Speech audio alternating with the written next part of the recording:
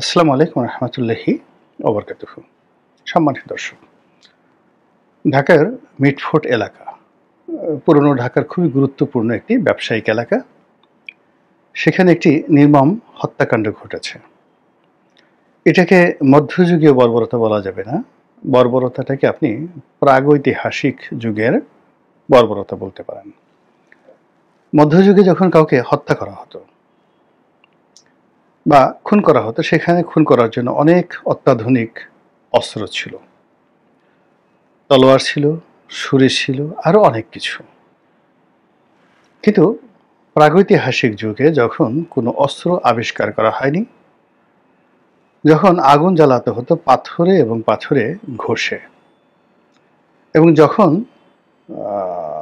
পাথর দিয়ে যে অস্ত্র তৈরি করার, ঢাল সুরকি তৈরি করার যে প্রাথমিক স্তর, ওটাও আবিষ্কৃত হয়নি, তখন মানুষ যে উন্মত্ততা দেখাতো, পাশবিকতা দেখাতো, সেটি হলো বড় কোনো লাঠি বা ভারী কোনো পাথর দিয়ে প্রতিপক্ষকে আক্রমণ করত। এরকম একটা নির্মমতা এবং নিষ্ঠুরতা প্রাগৈতিহাসিক যুগে ছিল। এবং রাহুল শঙ্করায়তন নামে একজন বিখ্যাত লেখক আছেন, তার একটা বই আছে ভলগা থেকে গঙ্গা।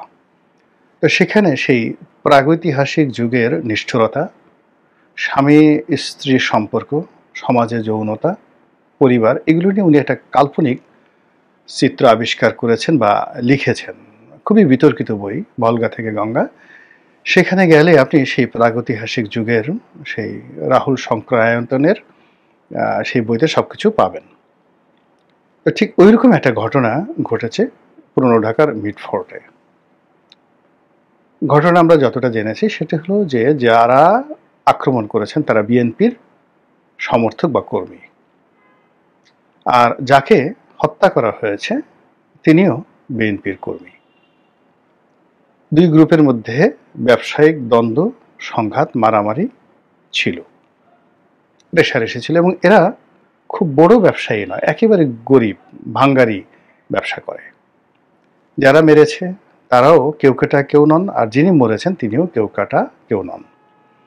কিন্তু এখানে যে পদ্ধতিতে এই হত্যাকাণ্ডটি ঘটানো হয়েছে, এতে বিএনপির জন্য অনেকগুলো অশনি সংকেত চলে এসেছে।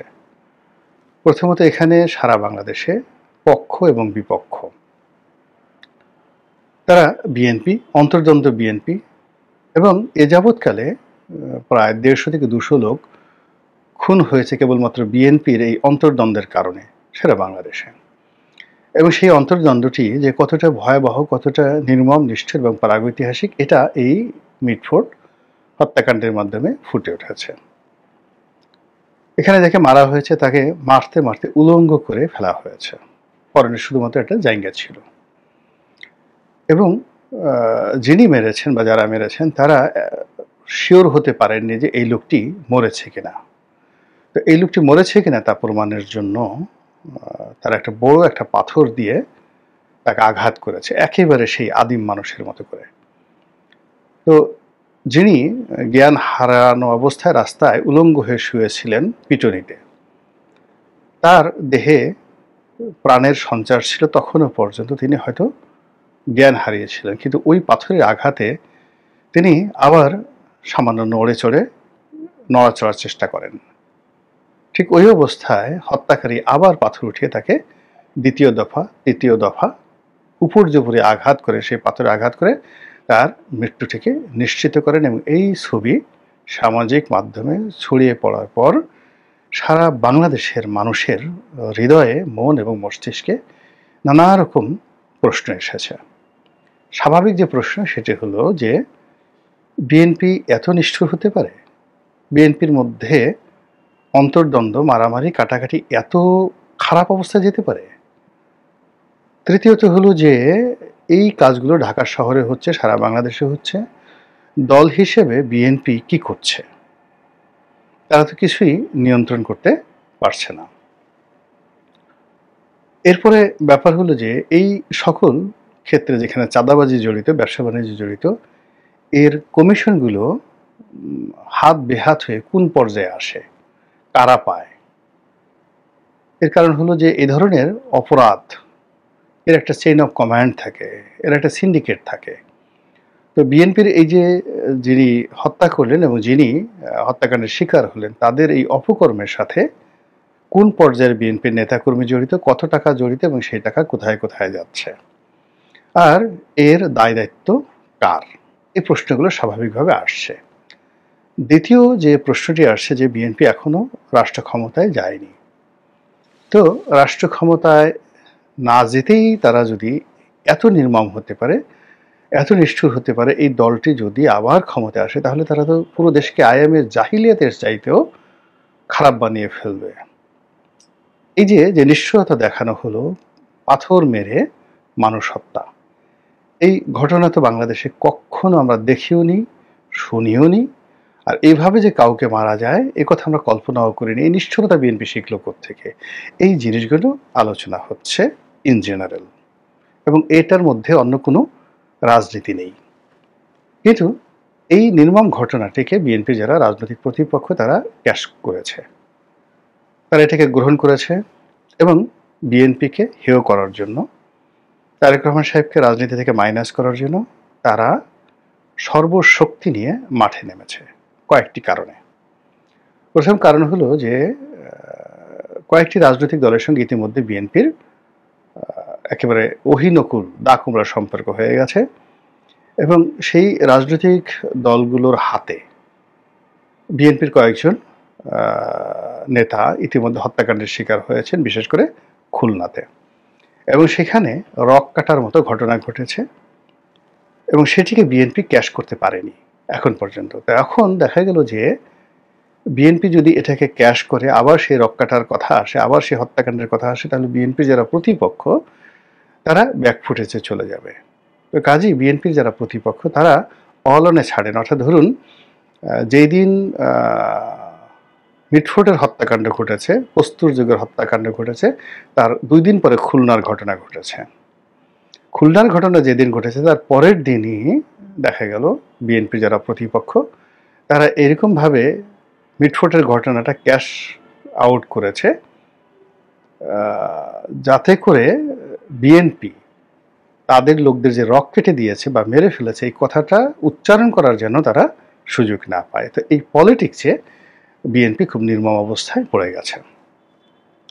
আগে যেটা বলছিলাম যে ঘটনাটা এমনভাবে ঘটেছে যে এটা সাধারণ মানুষের হৃদয়ে দাগ কেটেছে, এবং এই দৃশ্য যেহেতু ইন্টারনেটের মাধ্যমে ছড়িয়ে পড়েছে, এক্ষেত্রে এটার পক্ষে একটা টু শব্দ করার মতো ক্ষমতা বিএনপির নেই। এবং এর ফলে কি হলো, ঢাকা বিশ্ববিদ্যালয় বুয়েটের যারা সাধারণ ছাত্রছাত্রী তাদের সঙ্গে যদি এনসিপির নেতৃত্ব থাকে, তাদের সঙ্গে যদি সমন্বয়কদের, বৈষম্য বিরোধী ছাত্র আন্দোলনের সমন্বয়কদের যোগসাজশ থাকে, তাদের সঙ্গে যদি অন্যান্য ছাত্র সংগঠন, অন্যান্য ছোট ছোট রাজনৈতিক সংগঠন যারা অতি সম্প্রতি বিএনপি থেকে বের হয়ে এসছে এবং তারেক রহমানকে এখন তারা যে কোনো মানুষের চেয়ে বেশি ঘৃণা করে, কারণ বন্ধু যখন শত্রু হয়ে যায় তখন এর চাইতে আর শত্রুতা থাকে না। তো এরকম কিছু মানুষ অতি সম্প্রতি তারেক রহমানের শত্রু হয়ে গেছে তারা, এবং যারা রাজনৈতিকভাবে বিএনপির অহিনকুল সম্পর্কের প্রতিপক্ষ, তো তারা সবাই এখানে বাতাস দিয়েছে।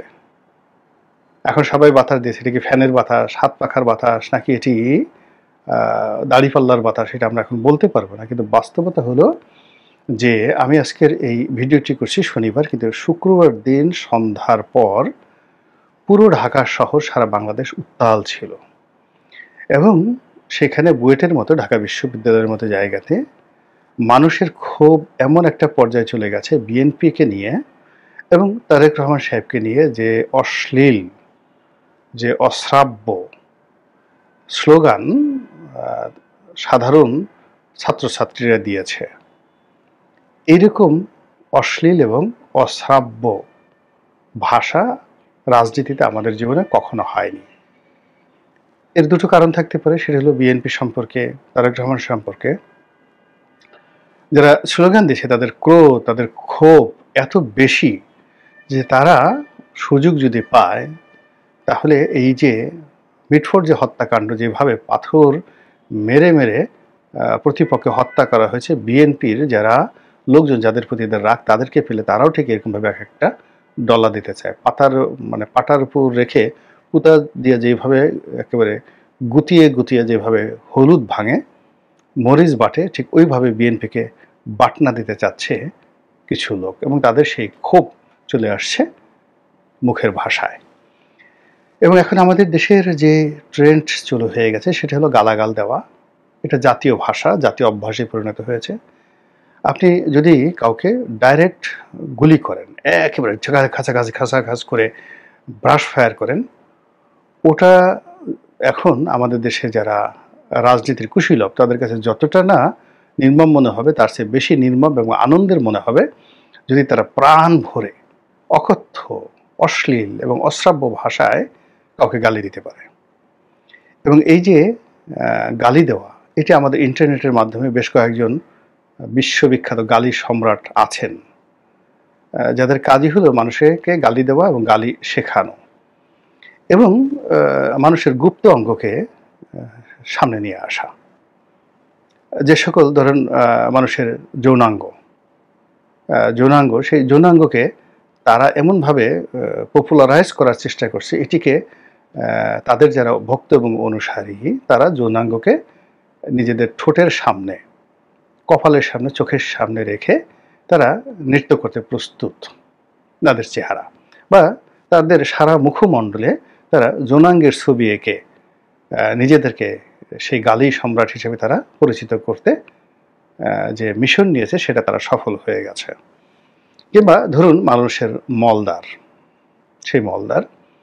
সেই দুর্গন্ধযুক্ত সে মানুষের যে বর্জ্য, সেই বর্জ্য সম্বলিত মলদারকে পোর্ট্রেট বানিয়ে গলার মালা করে কোমরের বিছা করে আমাদের কিছু মানুষ তাদের রুচিটা এমন পর্যায়ে নিয়ে আসছে, তারা ওভাবেই নিজেদেরকে পরিচয় করতে চায়। এর ফলে কি হলো, বাংলার আনাচে কানাচে এ সকল অশ্লীল, অশ্রাব্য গালি, যৌনাঙ্গ এবং মলদার সংক্রান্ত গালি, এগুলো খুবই জনপ্রিয় হয়ে পড়েছে এবং মানে সবাই এগুলো নিয়ে গালি দেওয়াটাকে একটা ক্রেডিট মনে করে।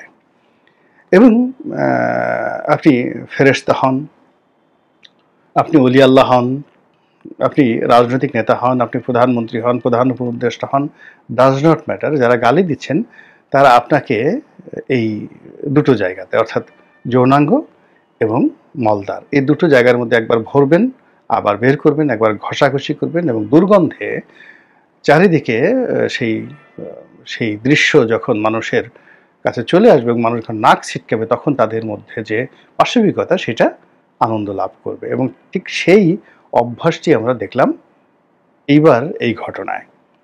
তারেক রহমান সাহেবকে নিয়ে গালি দিচ্ছে, কি টিনের চালে কাউয়া তারেক রহমান ড্যাশ, বুঝতে পারছেন ব্যাপারটা? তালিবস সরকারের শাহ, ওটা দিয়ে মানে আগে যেটা বললাম যৌনাঙ্গ তারা সামনে নিয়ে আসছে, তারেক রহমানকে সরাসরি ওটার সঙ্গে তুলনা করছে যে ওটা তারেক রহমান। তারপরে শেষে বলার চেষ্টা করছেন যে 1 2 3 4 তারেক রহমানের ঢ্যাস মার। এই যে শব্দগুলো সমকামিতা, মানে যারা দেশের বাইরে ইউরোপ আমেরিকাতে থাকেন তাদের কাছে আসলে সমকামিতা তো কোনো বিষয় নয়, কিন্তু বাংলাদেশে এখনো পর্যন্ত সমকামিতা খুব খারাপ একটা জিনিস। এখনো পর্যন্ত মানে মানুষের যে লজ্জার স্থান, একেবারে দরিদ্র মানুষ সেও মানে তার কাপড় উন্মোচন করতে চায় না, উলঙ্গ হতে চায় না। কিন্তু ইউরোপ আমেরিকাতে আপনি দেখবেন যে দিদা আসছে একটা মেয়ে বা একটা পুরুষ একেবারে সম্পূর্ণ উলঙ্গ হয়ে সে রাস্তায় ঘুরে বেড়াচ্ছে, পুলিশ তাকে ধরার চেষ্টা করছে, সে বলছে নো, এটা আমার right, this is my right. তো এইভাবে, তো এখন ওই জায়গাটাতে সেই যে অশ্লীলতা, সেই অশ্লীলতাটা বাংলাদেশে আনাচে কানাচে ছড়িয়ে পড়েছে। ফলে কি হলো দেখুন, যে নির্মম হত্যাকাণ্ড মিটফোর্ডে ঘটেছে, এটি মেনে নেওয়া যায় না, এটি খুবই ভয়াবহ। এবং এই ধরনের ঘটনা যদি আরও ঘটে, আমাদের জাতির অস্তিত্ব নিয়ে টানাটানি লেগে যাবে। আবার যে রক্কাটা সংস্কৃতি চালু হয়েছে, রাজনৈতিক প্রতিপক্ষের রক কেটে দিতে হবে, তাকে মেরে ফেলতে হবে রক কেটে, এটা দেখেন তো কেমন লাগে। আমি তো আয়ামে জাহিলিয়াতের যুগে এরকম রক কাটার ঘটনা শুনিনি। আবার দেখেন, এই সকল ঘটনা ধামাচাপা দেওয়ার জন্য একজন রাজনৈতিক নেতা, আপনাকে তার পছন্দ নাও হতে পারে, কিন্তু তিনি তো একজন আশরাফুল মাখলুকাত, একজন মানুষ। তো সেই মানুষকে, সেই যে গোপন অঙ্গ, মানুষের গোপন অঙ্গ যেটা কখনো পবিত্র থাকে না, এই গোপন অঙ্গ কখনো পবিত্র থাকে, এটা যদি সোনা দিয়ে, রূপা দিয়ে, তামা দিয়ে ধুয়ে মুছে, আমরা সোনার উপর পানি দিয়ে ধুয়ে মুছিয়ে তারপরে শেষে এইগুলোকে ভালো মতো আতর দিয়ে, স্নো দিয়ে মেখে তারপরে এই দুটো জিনিস, অর্থাৎ মূত্রনালী এবং যাকে বলা হয় মলদ্বার, এই দুটো জিনিস কারো খাবার টেবিলে হাজির করা হয়, কারো মুখে একটু ঘষে দেওয়া হয়, কারো গলার মালা দেওয়া হয়, বা এই দুটোকে যদি কারো বাবার নাম দেওয়া হয়, যে এটা তোমার বাবার নাম, এটা তোমার মায়ের নাম, আপনি বলেন তো কি কিয়ামত হয়ে যাবে বাংলাদেশে? যাকে বলা হবে সে তো তার সর্বশক্তি দিয়ে প্রতিহত করার চেষ্টা করবে। তো কাজেই এই যে স্লোগানগুলো দেয়া হচ্ছে, যারা দিচ্ছে তারা কতটা উল্লাস প্রকাশ করছে, কতটা ক্ষুব্ধতা প্রকাশ করছে আমি জানি না, কিন্তু যাকে উদ্দেশ্য করে বলা হচ্ছে তিনি তো নির্বিষ নন, তিনি দুর্বল নন, তার একটা বিশাল সংগঠন রয়েছে, তার দল একাধিকবার রাষ্ট্র ক্ষমতা চালিয়েছে, মিলিটারি, পুলিশ থেকে শুরু করে এই রাষ্ট্রের যত অপকর্ম আছে সব তাদের মুখস্থ।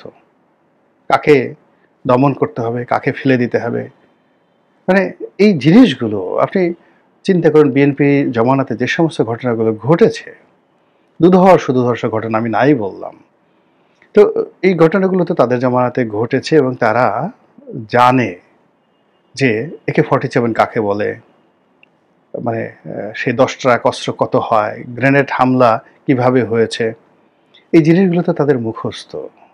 তো কাজেই আপনি তাদেরকে মলদার বানিয়ে ফেলবেন, তাদেরকে মূত্র নালী বানিয়ে ফেলবেন, এটা জিনিসটা এত সহজে নিষ্পত্তি হবে না। এটা যেভাবে শুরু হলো, এই শুরুটা যে কিভাবে শেষ হয় সেটা একমাত্র আল্লাহ রাব্বুল আলামিন জানেন। আল্লাহ আমাদের সবাইকে হেদায়েত দান করুন এবং হেফাজত করুন। আসসালামু আলাইকুম ওয়া রাহমাতুল্লাহি ওয়া বারাকাতুহু।